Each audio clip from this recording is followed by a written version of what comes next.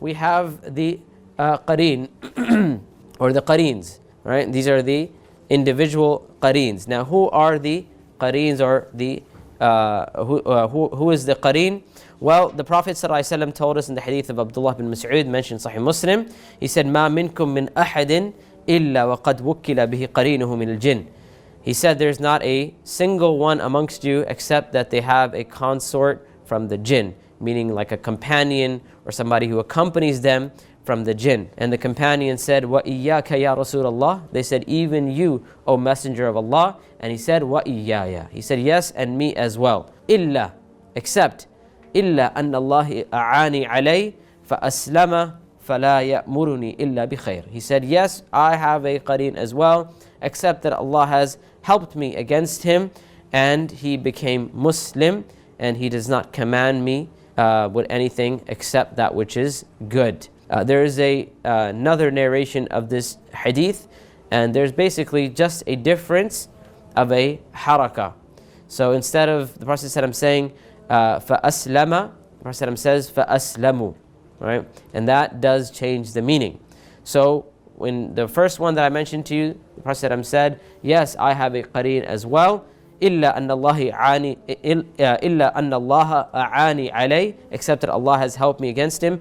فَأَسْلَمَ, meaning he became Muslim and he only commands me with good. In the second narration, فَأَسْلَمُ فَلَا يَأْمُرُنِي إِلَّا بِخَيْرٍ, meaning I have become safe from him, right? فَأَسْلَمُ يعني أَسْلَمُ مِنْهُ, I've become safe from him and he only commands me with that which is good. And both of these narrations, there's no contradiction here. They complement one another, so we take both of them to be correct. So not only is the Prophet safe from his qareen, but also the qareen of the Prophet ﷺ became Muslim. Also, we learn from this hadith that the job of the qareen is to command people to do bad. We learn this because the Prophet ﷺ said, he said, my qareen has become Muslim and he only commands me with that which is good. And we understand from that normally the job of the qareen would be to command someone with that which is bad or that which is evil.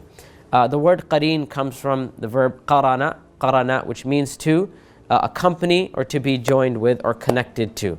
If you remember earlier in a previous session, we talked about the qarn or the qarnay of shaitan. And this is the same root, right? So qarn, we said, refers to either a horn or a generation, and here qarana is connected, right? So same thing, as we said, one generation is connected to another generation. Likewise, qarn or qareen here is the one who is connected or joined or accompanies us. His job, as we said, the job of our qareen is to encourage us to disobey Allah subhanahu wa ta'ala. Okay, so we said that we mentioned the qareen of the Prophet ﷺ became Muslim. Can we make our qareen Muslim? Can we do that? Yes or no? Has anyone given da'wah to their qareen? Been like, man, here's some books on Tawheed, there's some books on Islam. I think it's about time. You've been with me for however many years. It's about time you become Muslim. Is that possible? No, it is not possible. First of all, the qareen is not someone who we have access to. We've spoken about this earlier. We cannot see the shayateen, we cannot see the jinn, we can't speak to them, we don't have access to their world. So it's not like, even if we wanted to, we can't have a conversation with them, we can't give them da'wah. That being said, we do know that the qareen can be influenced. The qareen can be influenced. In the hadith of Abu Hurairah, mentioned in the Musnad of Imam Ahmad, the Prophet ﷺ said, إِنَّ الْمُؤْمِنِ يُنْضِي شَيْطَانَهُ كَمَا يُنْضِي أَحَدُكُمْ بَعِيرَهُ فِي السَّفَرِ. He said, certainly the believer can weaken or wear down their shaitan, referring to who? The qareen, right? Their qareen. Certainly the believer can wear down their shaitan, just as one of you may wear down their riding animal while traveling. So just like, someone has a riding animal and they take him on a long journey, they don't feed the animal properly, they don't give it enough rest, they don't give it enough water, eventually the riding animal will become weak. And in our context, for like a modern day context, you can even think of your car.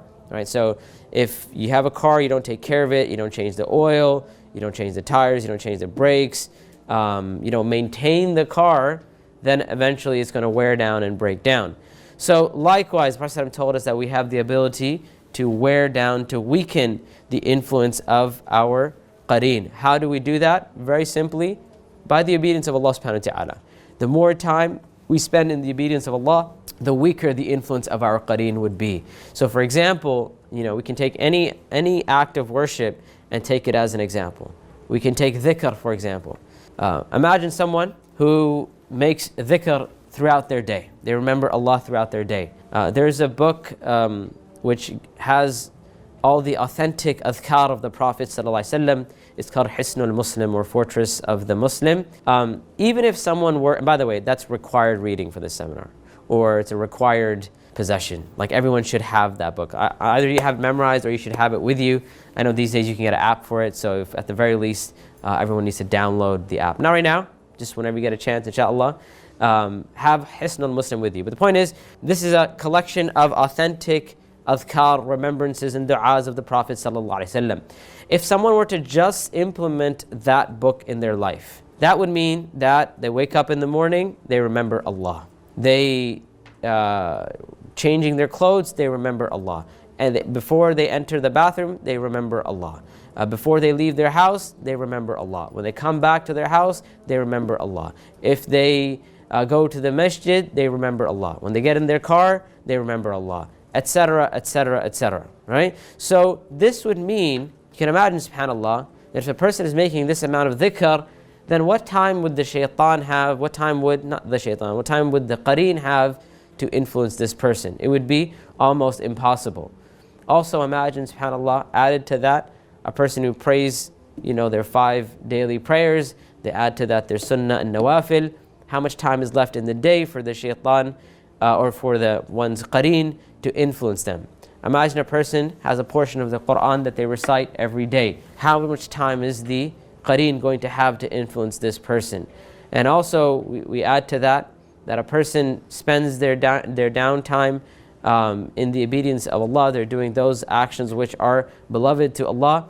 Eventually the qareen, we said, we can't make him Muslim, we can't kill our qareen, but at the very least we can make sure that the influence of our qareen is very, very weak.